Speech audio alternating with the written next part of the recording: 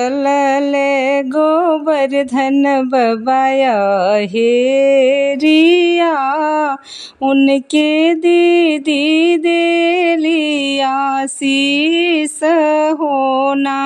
जिया नाये हमरे भैया, जिया भैया लाख बरिस होना।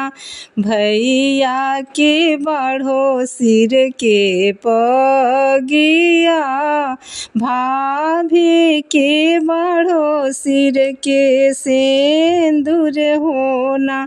चलले सब भैया लोग हेरिया, सब दीदी लोग देलिया शीस होना। जिया नाये हमरे भैया, जिया भैया लाख बरिस होना। भैया के बढ़ो सिर के पगिया, भाभी के बढ़ो सिर के सिंदूर होना। भाभी के बढ़ो सिर के सिंदूर होना। गोवर्धन बाबा के बहुरिया, गोवर्धन बाबा के बहुरिया, बन में डुगुड़ल जासु काटे कुसे झुरैली। नारियल फोर फोर खासु काटे कुसे झुरैली, त नारियल फोर फोर खास।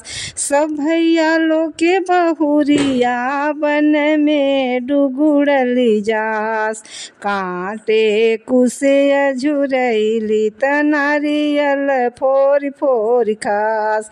काटे कुसे झुरैली, त नारियल फोर फोर खास।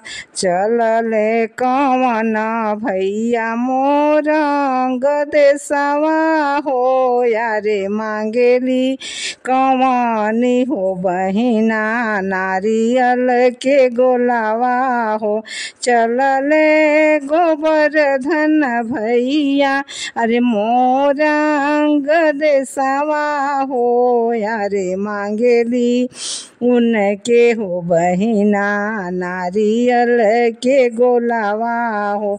नारियल के गोलावा ये भैया, यारे बड़ा हो महंगावा हो, यारे छोड़ी दो नया हो ये बहिनी पीलिया बरतिया हो, यारे छोड़ी दो नया हो ये बहिनी गोवर्धन बरतिया हो। कैसे में छोड़ी भैया दूज के बरतिया हो, यारे तहरे बलिहरिया ए भैया पीलिया बरतिया हो। चलले सब भैया लोगवा, अरे मोरा गदेशवा हो, यारे मांगेली सब बहिनी हो लोगवा।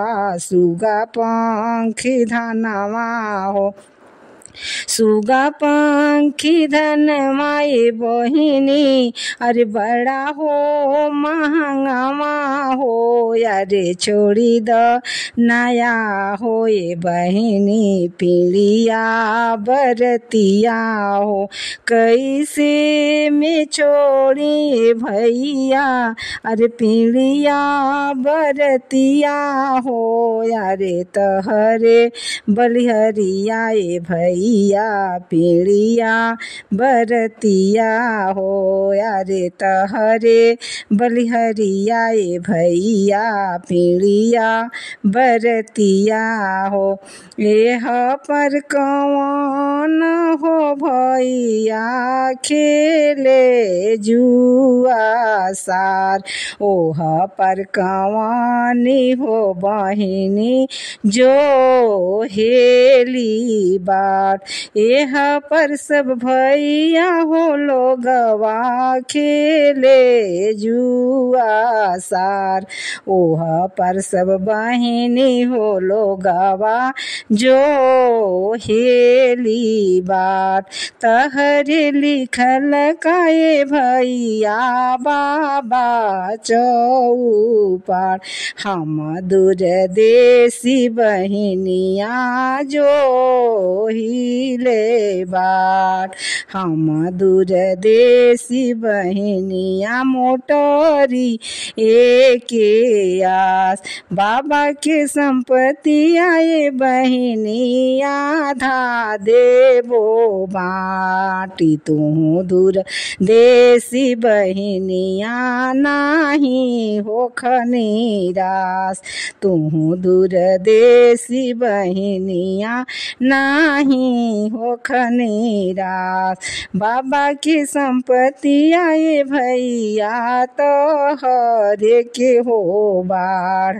हम दूर देसी बहिनिया मोटरी के हो आस। हम दूर देसी बहिनिया जो हिले हो बाट।